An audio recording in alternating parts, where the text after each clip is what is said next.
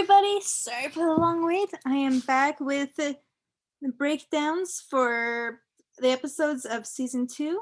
We are on Downpour. So this one we actually don't start with Tom and his group this time. I wasn't able to find a picture of the first few scenes, but here we break a literary rule where it's like, at least as far as writing a first chapter, I kind of like use that to first scenes because I know writing I don't animate, but writing is similar when you're doing as far as books and movies to a degree. Like there are differences, but as far as this is concerned, we usually don't want to start with a character that's not the main character. This does seem to be something that is broken a lot in episodes to showcase villains. I will say it does create a different flow and a different feel for the episodes. But like once again, this is an episode where we started with quote unquote villain. Though not really. Right now we just have a crazy person named Leonard. He will get mad at you and say that his name is Buzzsaw. This person is so much, like, giving me so much Dagger the Deranged vibes, and I think they were making a point at trying to make the Deranged connection. One thing that his voice actor Osment discussed was the fact that we have this person who's trying very hard to show that he's best in a mold that he doesn't want to fit. Like he really likes to find things in life. He really likes luxury and comfort, but at the same time he's trying to prove that he is best at being outdoorsman. He also wants to step up to the footsteps of his grandfather, but also wants to show that he's better, which we have this this that he's kind of set himself up to expectations that aren't really realistic to be able to fulfill. That is the first method to try to keep sanity, right? So, and he also, Osment has said that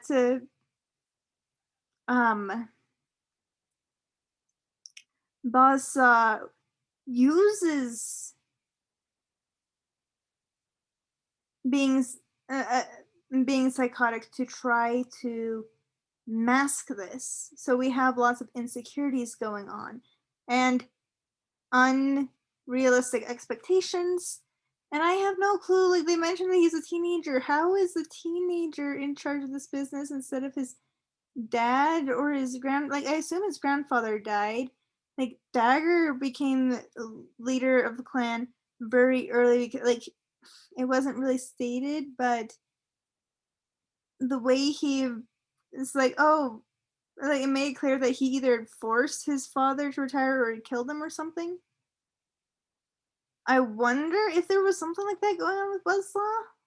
I wouldn't be surprised since we have a teenager being the lead of this group. It also looks like he's a new leader too.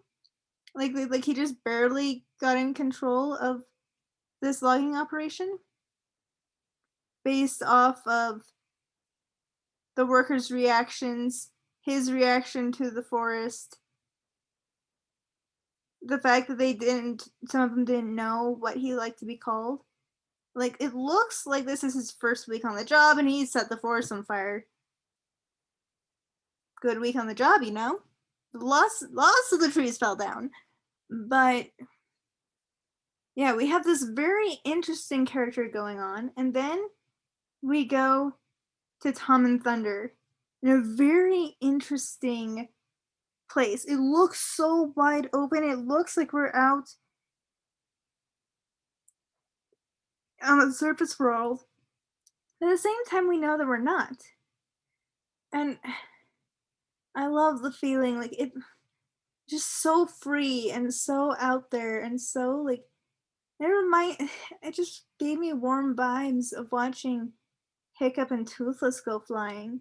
And we definitely had a lot of obvious homages, but at the same time, not as blatant as some of the things in season one, and also it felt more fitting. Like it was nice, and they also were taking it with their own spin. Like this wasn't reskinned Hiccup and Toothless flying. This was and Tom and Thunder making their own journey, trying to figure the same things out for themselves. And you could, and it also create a very good backdrop of showing the differences between Tom and Thunder and Hiccup and Toothless. At the same time, it was so cute how they did like the whole drop the helmet, need to get the helmet thing, kind of reminiscent of the helmet, the whole helmet, everything in Gift of the Night Fury. It was pretty cool. And then we went and we discovered a new type of dragon.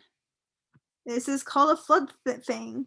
I am very intrigued about these fangs. Also, I'm like a lot like title class dragons seem to have a lot of things coming and going when trying to look at these dragons from an evolutionary standpoint. It's kind of confusing. I'm also wondering how was the evolutionary of these gills, because like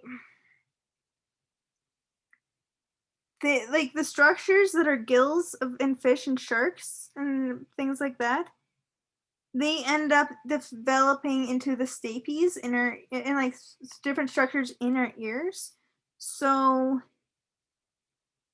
like fish, they have lateral lines to be able to sense things, and they'll sense the vibrations of sound. We got the ability to hear, giving up the ability to breathe water, you know? So the question is, can these not fish, these dragons, they're kind of fish, but they're not fish, they're dragons. Can these dragons hear? Or is this proof that they have lost their ability to hear? Like with sometimes with humans, with like mm, they'll have like little reminiscences of ears, or not ears, of gills, usually like a slit on the inside of their ear, but very few people have it, and it's not really useful. It's not a full-fledged gill anymore, and they can still hear. I don't know. I find that very interesting. They also are kind of grumpy, but that's okay. If a weird boy was coming around messing in my fridge, I would be grumpy too. But yeah, we get this whole thing where Thunder has to go bring Hiccup out. I wish they put a little bit more like I feel like we could have even stronger facial expressions on Thunder than we did. And I love facial expressions. That's kind of my thing. But at the same time, I really liked like this really showed them really well and really showed them bonding. But unfortunately, we come back to our group who are suffering from major case of Sledkin syndrome. Actually, they in this episode they're showing toxic and narcissistic traits even more like to put Sledkin to shame, you know, like I'm sorry, they are in no authority over Tom. They are who was in authority over them? The adults that they're all hiding from. They haven't, and the only reason why they are getting away with this behavior is the fact that since they are all disrespecting authority and running away from it, Tom cannot go to the parents to let them know how they're behaving. They don't own Tom. He honestly, like, they're a team. They're a group of people who are playing with dragons. A team doing what and under what authority? Like, yeah, like I do understand the buddy system, but under that like at that point, we're also looking at not disrespecting the authority of your parents and the law agencies in front of you. Like, okay, if they are doing something as a team, having Tom do the thing as a team makes sense. He was on his free like when you're in your free time, they should not own him doing his free time. They should be as mad at him flying thunder when they don't feel like flying their dragons too, as he can get mad at June if she wants to play checkers. Like, excuse me. This is so wrong. And the fact, like, how hostile they were about the fact that he is going and flying thunder, having some alone time, doing something without asking them permission. And that's the crux of the issue. They're so hostile, and June's so hostile. When June literally put a dragon into the Icarus camp, and they're like, "Oh, we understand. It's okay." Like, there was a little bit of like, really, but at the same time, how is that, which is directly endangering their entire main purpose and endangering all the dragons according to their beliefs, so much better than the fact him going joyriding? And just because Alex doesn't feel like joyriding doesn't mean Tom doesn't have to either. And that's the thing. We have to do it as a team, which means Alex has to do everything they do, whether or not she wants to or not. Means that Tom can only do things that Alex wants to do. Means that they have to get June or D'Angelo's permission to do anything. The fact that D'Angelo shouldn't be able to study his bones if the other people don't want to. No, these are individuals and they don't have authority over each other. And also, Tom didn't really ask for any of them to show up. He didn't ask for a team. Like, the fact that they're trying to control him, which is exactly what they're doing, is not acceptable. And Alex is in on it too. Like, shame on her. I'm like, excuse me, I'm like, honestly, I want to put all of them into timeout. These are like, Tom really should have gone to the adults about this, but the problem is he can't, which is the reason why these people are allowed to be so toxic and so unfriendly towards him. Like, I understand they're doing in their best interest, and the fact that it's becoming so more streamlined to say that it's okay to grind your friends into the dirt this way because they're supposed to prove that they're being a team for you at all times is really upsetting. On the other hand, we have, and it also shows that they don't trust him. They don't care about him. They like the previous episode with him and his mom really showed a better, more healthy dynamic. True, it was more healthy on her part than his, but still, the fact that she didn't demand it, like, these guys, yeah, Sledkin syndrome. And we're supposed to hate Sledkin, but think that this is okay for a half second when she's not even pretending to be Olivia's friend? No, this is worse. Them claiming that they're a team and treating him like this is terrible. But then we go into the adults who are trying to deal with the fire that Buzzsaw created, trying to have the electric way to cut down trees. Another thing is, why is it that we have 3 lumberjacks and only 1 saw? There are lots of things about the whole structure of the family business I'm very confused about. I want to see their spreadsheets, but oh well. But we have people working with this fire, but there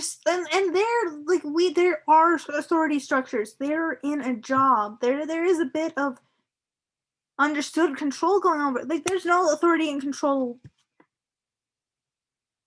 under acceptable authority with these guys, like, unless like they held a vote and decided, but we didn't see that. We just see people being like, hey, we made a law, why aren't you guys following it?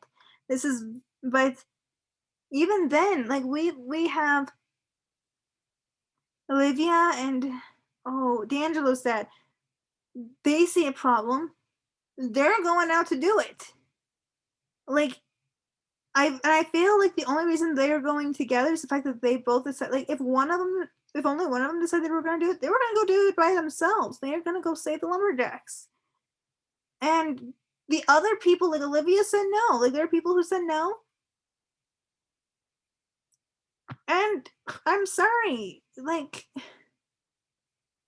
and on that case, there is a bit of, but still, you shouldn't have to ask other people's permission to be a human being, you know, because that means you're an object, not a human being. Don't allow yourself to be objectified, folks. It's not fun.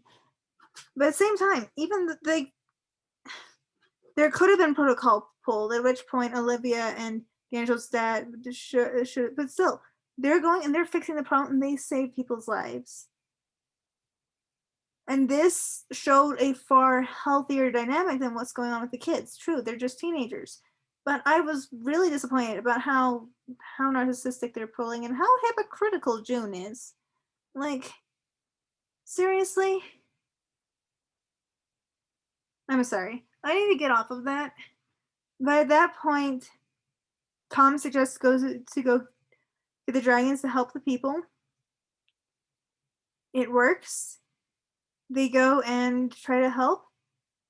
I will say it was really, like, despite how disappointed I am in Alex in this episode, I really love the I bugged your parents scene. That was one of the best moments of the entire season. I loved it. Like that was cool. She still has a lot of character work to work on, and I'm kind of disappointed with her in some things, but that was amazing. I really liked Feathers hide, and Feathers are invisible, but she didn't. I'm kind of confused about the fact that Feathers hiding makes the saddle invisible, but not her. Kind of confused. Okay. I will say, like, since they're trying to hide the dragons, maybe they should have just flown around with Feathers invisible, because then everybody would start talking about, oh no, there's ghosts or there's UFOs or something like that, not dragons, you know? We could have, like, thrown people. This is a perfect way to throw people off and have an explanation to be like, oh, all these weird things aren't dragons. They can't be dragons because there's UFOs, you know? But I don't know. I guess a UFO is an unidentified flying object, so if the dragon isn't identified, it's a UFO too? I don't know. But that was funny. We went and saved some people.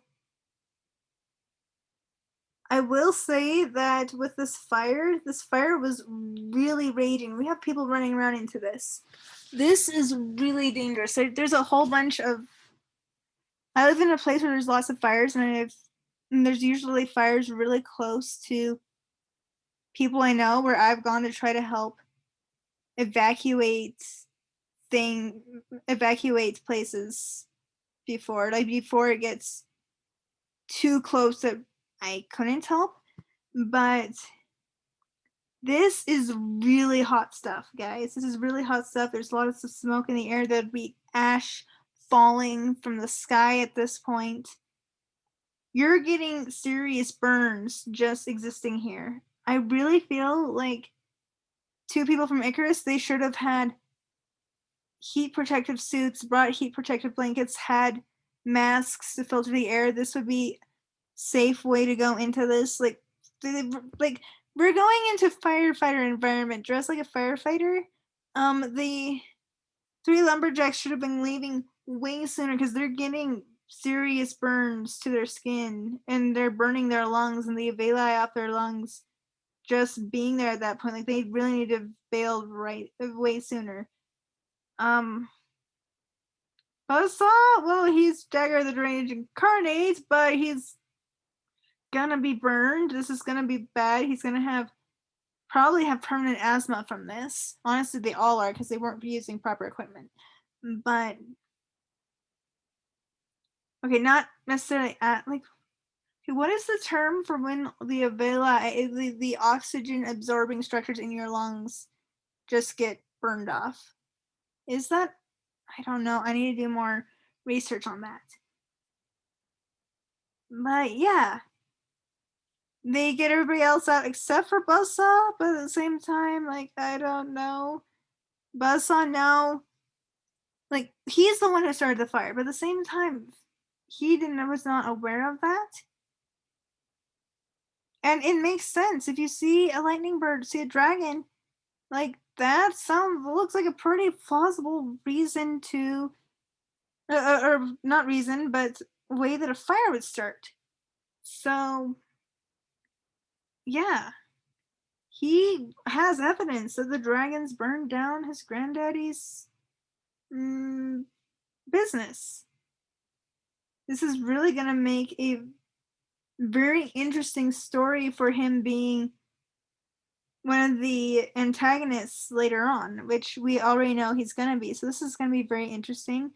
He at one point he got some very interesting charcoal on his face. I kind of wonder if they're gonna keep that as part of his character design because yeah, charcoal would realistically wash off, but Dagger had face paint like on one side of his face. So like honestly, it just made the whole like yeah, this is the new Dagger way more prominent.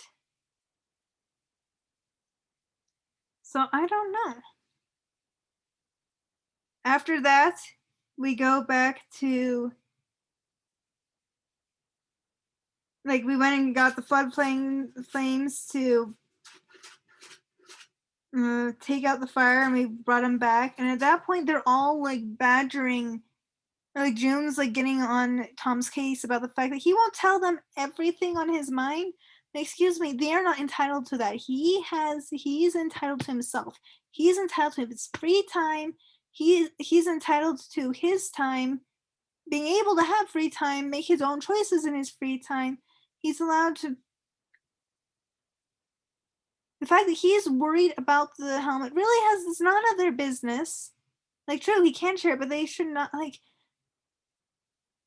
his mom allowed him to keep secrets about the fact that he's keeping secrets from his mom and running away from her in a dangerous location, which, true, might be a bit much, but I'm sorry, is June really have more authority over his personal life than his mom? Like, like like I really like the relationship that he and his mom have, and like this shows healthy environments. And true, June's mom is getting sketchier by by everything I get to learn about her, and kind of shows that June is used to a toxic environment.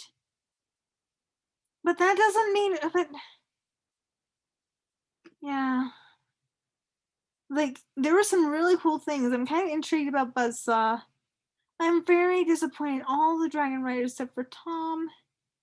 And I'm really sad because Alex, you should know better. Like you like doing everything by yourself. You should empathize. You should know that it's all right and that it's okay to be an individual. That was so sad. But yeah, these are my opinions of Downpour. Oh, please like, comment, subscribe. I'm gonna try to get a few more done so I can get those out to you guys and have a wonderful day. Bye.